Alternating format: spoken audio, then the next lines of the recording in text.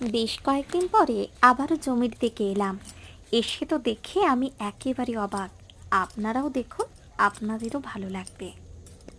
এদিকে দেখুন, জমিতে এসে দেখছি চারা গাছগুলি মানে বাঁধাকপি ফুলকপির চারাগুলি কেমন বড় হয়ে গেছে। আর এগুলো দেখছেন, এগুলো হলো রাঙালু লতা, মানে যে রাঙালু মাটির তলায় হয় সেই রাঙালু গাছ।